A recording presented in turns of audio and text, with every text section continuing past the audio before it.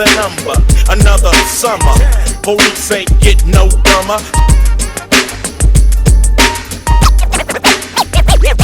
89's the number. Another summer. Police ain't get no dumber.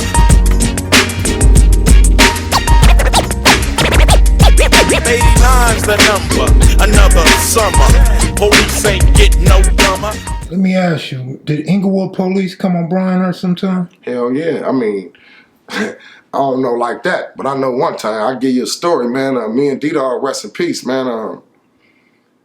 We was in our Cadillacs a while back, and he wanted me to go get this little broad with him. I didn't know her. It was one of his friends in Watts. So she was just, when I go pick her up, she was just telling me how her brother had got shot like a week or so ago. So we coming down Century, and D-Dog called me. You know, we used to have the little phones, and, you know, we always kept a phone. You know, that was our thing. We gonna steal one. We gonna have the latest thing. So he had called me like, man, I want to get something to eat. I'm gonna stop by this the Wendy's right there on Crenshaw and Century. Yeah, make video, you know, this is for sure, Yeah, make video, open your soul, represent your ghetto, baby.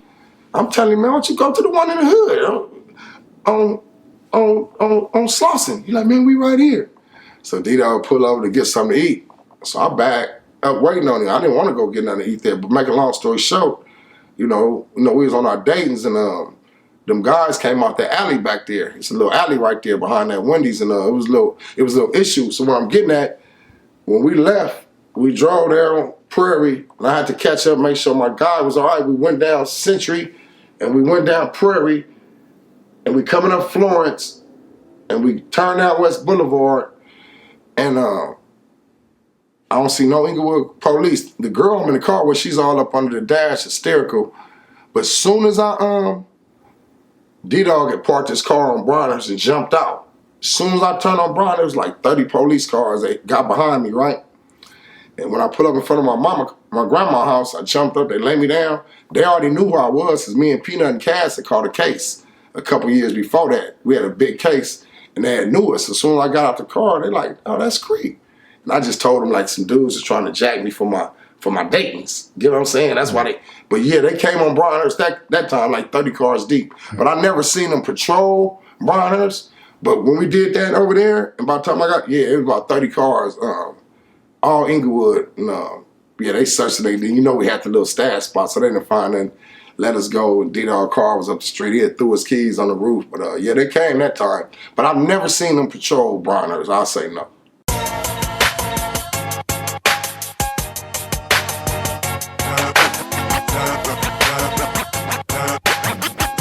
Came over here, yeah. What about the sheriff? Man, they kind of left y'all alone, didn't they? I think they'd pull off, man. Where they pull off? Somewhere over there by Dean or something? Yeah, but they would go on 11th Ave and fuck with Slip Rock all the time. I mean, I'm just being 100, man. I ain't never, but the 77, oh yeah, they thawed through that motherfucker. Oh, of course. Hey, let me tell you something. Let me make it story. I had to go over there the other day. Go ahead. I was at Big D shop, so I wanted to get some weed. So my little partner like, man, I'm on Bryan. He right across the street from my grandma's house.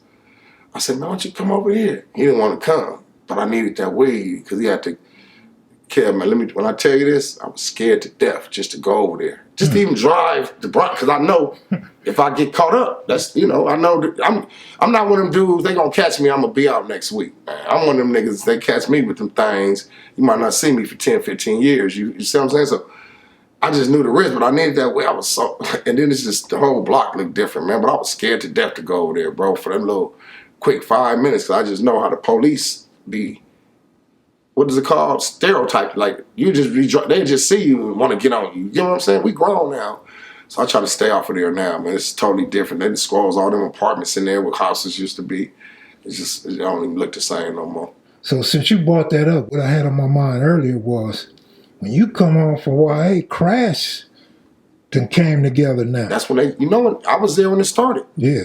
And I was one of the first, when they first started them raids, me and Poochie and them, we was on TV when they called us up. This is 87. When you got out. This is after, the homie just got out on that case. In that was Westwood. 88. 88. That's when they started Crash. That was 88 then. So that's when they started the Crash. It was 88. Right after that, yeah, it was 88. So that's when they was doing all the raids that week. Yeah, me and Poochie, that's when he had to, Regal, we got film. They had us on a little film and they called us over there on Vermont. Yeah, that was the first week they started them raids. Yeah, I was out then. Yeah, Daryl Gates was he was terrible with that, yeah. JJ May coming through. Yeah, they wasn't playing, boy. They was on that gang sweep. Yeah, I'm glad the homeboy home too now. He was an innocent man too, man. He should have been home. Man, that was crazy. That was over Mansfield. Yeah. Let me ask you a question. I want to ask a question. I got a homie, Lil Killer Dave, man. He want me to make him an Overhearse shirt so bad. So how do y'all feel with the Overhill? Do y'all feel y'all connected with BG? Well, the way I look at it, mind you, I come later. I look at BG as part of the hills. It is. It's the gateway to the hills. Because it's the west side of Crenshaw, and you got to go through BG to get to the hill. Yeah.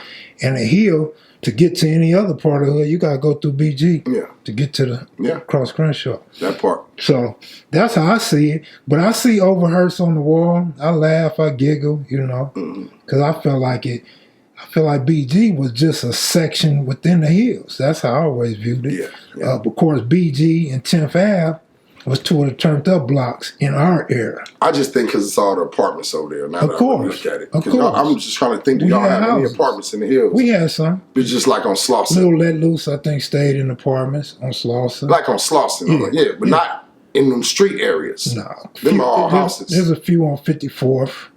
Yeah, no. And it wasn't being cool back West then. Boulevard. Be having all them people just hanging out on people's lawns and all that. Right. So y'all come down there and take our property value down. But it's the same way with y'all. Y'all come start some shit up here. Oh, yeah. And y'all get to go back to yeah. Same way. You go up there, start some nice shit, make it look good. What do you think about the state of the hood today? Because I know you talk to niggas from other hoods, and they don't think the 60s are what the 60s used to be.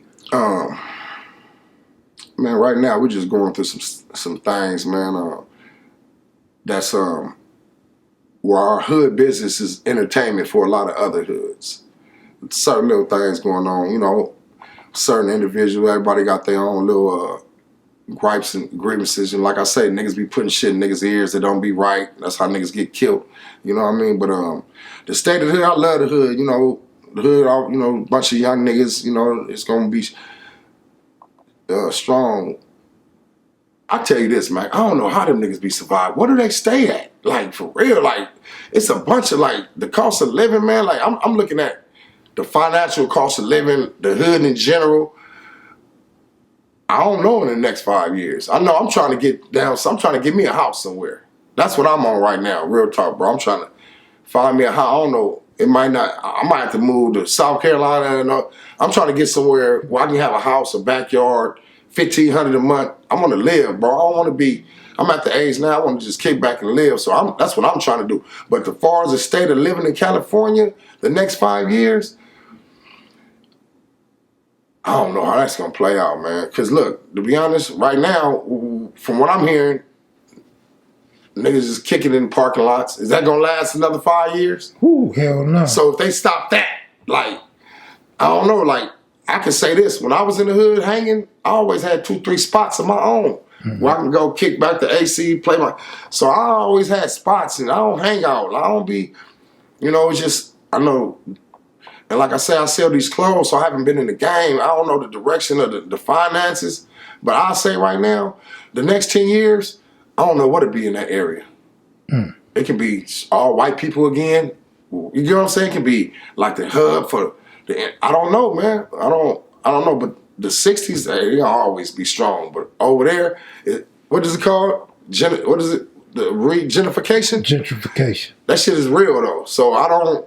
That's the only thing I'm talking about. I know they building these buildings. Now, as long as they keep these buildings, these hood rats around, the homies might have a place to stay. You get what I'm saying? But as far as the average gangbanger trying to stay up in that Crenshaw district, it's starting to get tight. Mm-hmm. Can you picture Brynhurst all white? Mexican. Mexican and a few whites. Mexican, a few whites, the way it looked the other day. Yeah, I can. All right, we gonna conclude this interview with Creep, yo. Man, I love the conversation, man, all the time, man. For sure, for sure. Yeah, this is Lil Creep. You watching KMAC videos. Stay tuned for the next part, next segment. It's more to come.